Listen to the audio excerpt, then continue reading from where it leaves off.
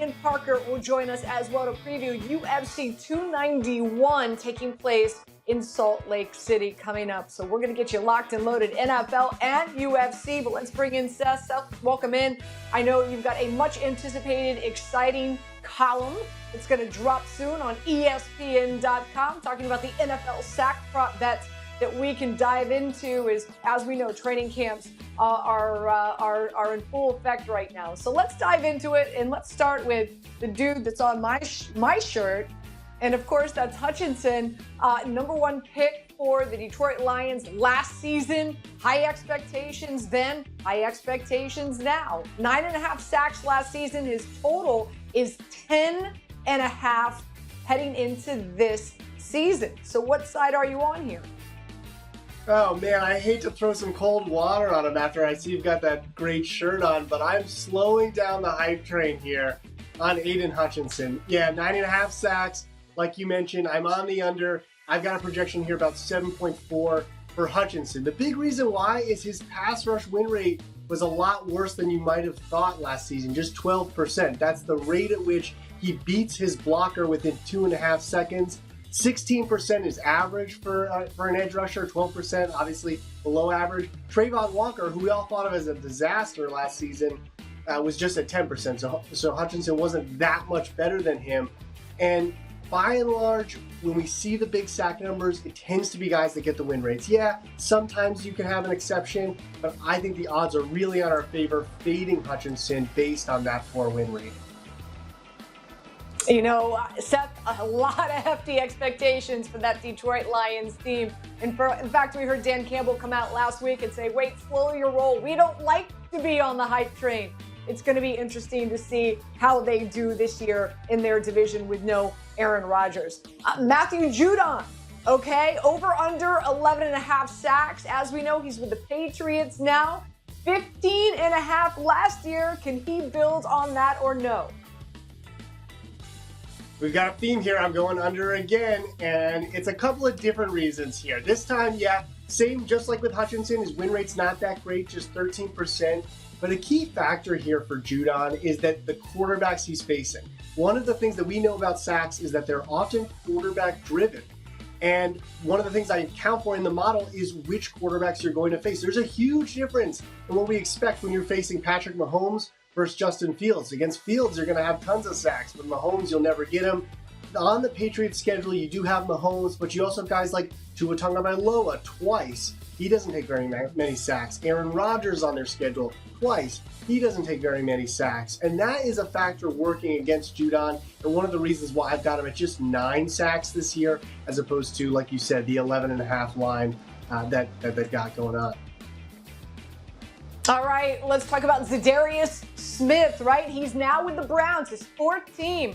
Want to call him a journeyman? Okay, I can see why, right? He's going to play opposite Myles Garrett, which, of course, should help both of them avoid, getting double teamed on that line of scrimmage. The Vikings last season, he had 10 sacks. In 2019, he had 13.5 with the Green Bay Packers. So where are you here with Smith? I'm a little surprised, but I'm on the under here as well. I thought because of all the reasons like you said that I would be sort of fine with the line. But there's a big factor going on here, and that's really the combination of his age and that he barely played 2 seasons ago. He's going to be 31 this season, and when the model looks at someone that age and someone who missed almost an entire season in 2021, he had a back injury, it says, ooh, that's a major red flag. And so it's going on the underside here as well. Injuries, obviously, a huge factor when it comes to props in any category. This one's no different. Chandler Jones with the Raiders, over under 7.25. Now, he's playing opposite Max Crosby, who's a complete beast. Only 4.5 sacks last season, but he's gone over this sack total 7 times in his career. So what side are you on here for Chandler Jones?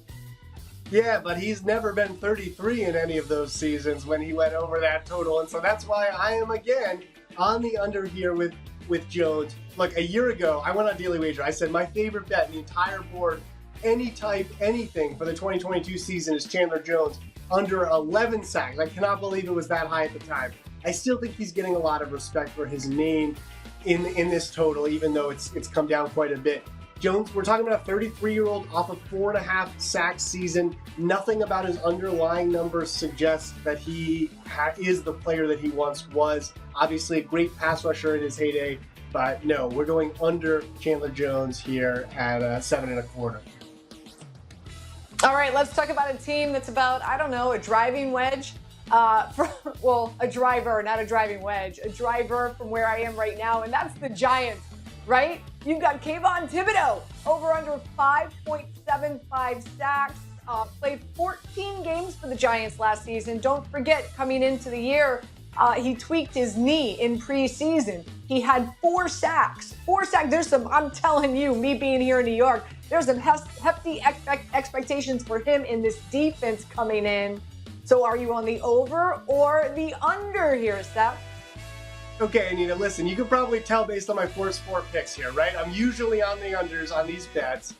This is my 3rd year betting these season-long props. I have never bet a single over. This is the first time I'm thinking about it. Kayvon Thibodeau, and I'll admit, I missed the boat. This was 4.75 before I had my numbers ready, and I missed that line, and I'm killing myself that I didn't. But I still think at 5.75, there might be some value here. I've got the number at 6.5. Thibodeau, like you said, came along as the season went on. He had a strong win rate. He plays in that Wink Martindale defense. They're going to blitz more than anybody in the league this season. And so the model sees all that and likes him. What it doesn't know, there is no draft capital factor in my model. And so I think it is reasonable to say, hey, this is the 2nd year of a player who is a top prospect.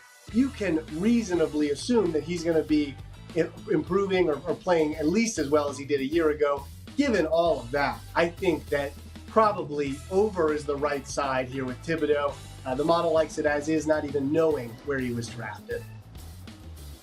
I'm sure that is music to the ears of Giants fans, Seth. Thank you so much. I'm sure we'll see you a lot on Bet, considering we're just weeks away from the NFL season kicking off. Seth, thank you so much. Thanks, Anita. Good to talk football. You got it. All right, we go from the gridiron to the octagon. All right, UFC 291, Saturday in Salt Lake City. Take a look at this card. Oh, it's going to be fun. Let's bring in Ian. Ian, welcome in. First and foremost, let's talk about Poirier going up against Gaethje. The BMF belt is on the line in Salt Lake City. Do you think Dustin makes it 2-0 against Justin, or will Gaethje even up the rivalry? You know what? It's a tough call. The odds started off a lot closer. It looks like the money came in on Dustin Poirier, probably due to their first fight. And for me, it's hard to picture really going any different. We've seen growth in both fighters. Gaethje seems to pull it back a little bit. He's not as crazy. We saw in his last fight against Rafael Fiziev, he was really leaning into that jab. He was using those leg kicks. And in the first fight against Dustin Poirier, the leg kicks got him the first 2 rounds. But the question is, can he do that through 5 rounds in high altitude against Dustin Poirier? Right now, I'm leaning Poirier. I would also look to go over 2.5 rounds in this fight. This is going to be a war. You got 2 really strong veterans that are still looking to try and get a title shot after this. I'll lean Poirier over 2.5 rounds. We have Blachowicz going up against Pereira. That's the next fight we want to tee up for you. So Pereira moving up to the light heavyweight to face the former champ, of course. Do you think that he'll have a better shot against him than Izzy did a few years ago? I don't. You know, look, something about Pereira, we all know. He's got a monster left hook. Was big for middleweight, so size is not going to be an issue. But he's fighting someone in Jan Blachowicz, who is an excellent kickboxer, but also can truly grapple. And that's the difference here. We saw it against Israel Adesanya. Blachowicz is a smart fighter. And when he had the opportunity, he said, look, I'm going to throw my ego out the window. I'm going to take this guy down because he will be no threat off his back. If you thought Izzy was no threat off his back, Pereira, way worse. I like Jan Blachowicz here. He says he's going to stand. I don't believe him. That's for show. He's going to take this fight to the ground and hold Pereira there as long as he needs to. I think he'll get the win. All right. Number 3, we've got Tony Ferguson. Hasn't won a fight in 3 years. Does he break that streak versus Bobby Green as a huge underdog? You know what? That's tough. You know, he's a big underdog for a reason. In his fight against Nate Diaz, he looked like a shell of himself. I mean, he just looked slow, and he was up in weight, and he's going to be up in weight again in this fight. I think against Bobby Green, or he's going back to lightweight for this. You know, for Tony Ferguson, he's just taken a ton of damage over the years. Can he come in shape for this fight? That's the other question. Bobby Green is always consistently tough, although he's not been great in his last 2 fights, a knockout loss, and then he was losing to Jared Gordon, then he did a headbutt by accident and went to a no contest. I would say Bobby Green, but I wouldn't take the money line, maybe throw him in a parlay, and maybe even look at over 1.5. Bobby Green's not a finisher, but he should be able to win against Tony Ferguson. Well, Chiesa is going to kick off the main card for us, going up against Kevin Holland. So with that being said, what are you thinking? Take us to the window to kick it all off on Saturday night. How should we play this fight? You know, this is an interesting matchup, and I think Kevin Holland keeps asking the UFC, please give me a striker, and for whatever reason, they keep saying no. Because Michael Chiesa, you know, is just not a striker, but he's so strong in grappling. And we saw with Kevin Holland against Khamzat Chimaev that it's just not his forte. Now, he is capable off his back. He can defend. I don't expect him to get submitted, but Chiesa is the type of fighter that is going to literally bull rush you, try to clinch you, strengthen you up against the cage. And unless Holland can keep this fight at a distance, it's going to be hard. So I'm leaning towards the underdog. This is another fight where I think can go deep into the third round. You know, unless Holland's able to tee off, I think Chiesa is going to be like a human backpack. I lean Chiesa and over 2.5 rounds in this one. Great stuff, Ian. Thank you so much for getting us ready for Saturday. Really do appreciate your insight. Have a great night. Thanks, you too. All right, as always, we like to end with Before I Let You Go. And let's talk about some of the big storylines out there, and one in particular in the NFL, and that is Jimmy Garoppolo passed his training camp physical. Some talk and speculation, wasn't sure if he was going to be able to pass it because he's been dealing with a foot injury, but sure enough, he has. There's a reason why. The Raiders paid him $72.75 million in 3 years. Don't forget, you've got the backup quarterback, Brian Hoyer, as well, who knows this offense as well as Jimmy Garoppolo does because their head coach came over from the New England Patriots, and both those quarterbacks spent a lot of time there. So what do I think about the Raiders? Their win total over under 6.5, 7.5 in some places. If you can get it at 6.5, I would play the under. Why?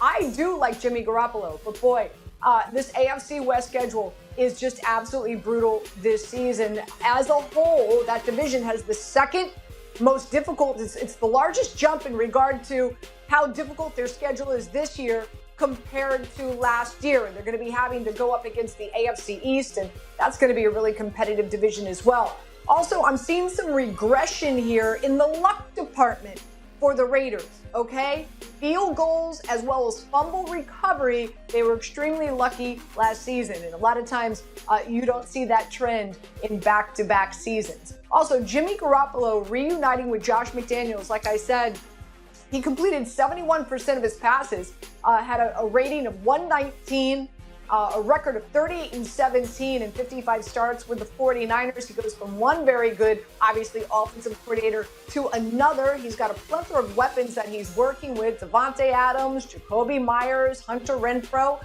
No Waller, but they draft Mayer from Notre Dame, and they also bring in Austin Hooper. So he's got a ton of weapons to work with and an offensive line that ranked top 10 in the NFL in pass protect last year. But why am I fading the Raiders? Again, I think their schedule is brutal, and I think that they're going to have some tough sledding. Also, I'm going to play the under here with Davante Adams in his receiving numbers. I don't believe that he's going to get up to 1,300 receiving yards. This is a Raiders team. They've got the 9th toughest passing schedule based on the 2022 numbers of the defense and their opponents. Adams last season was averaging almost 12 yards per target. He had a different quarterback. He was working with Derek Carr. That is not the case with Jimmy Garoppolo. Jimmy Garoppolo, he averages 7.2 yards per attempt. That's what it is in his career. And by bringing in Jacoby Myers, you got to think he's going to get some targets.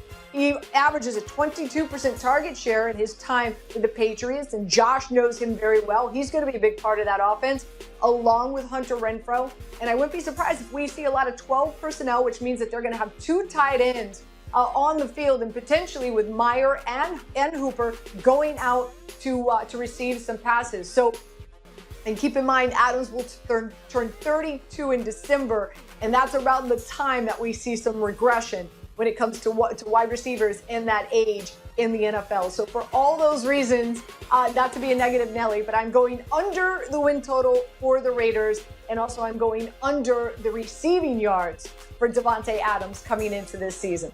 Again, thank you so much for tuning in to Bet. We appreciate it. Getting you ready for some defensive prop bets as we get closer to the season starting, and of course, getting you ready for UFC on Saturday night. Have a great night, everybody.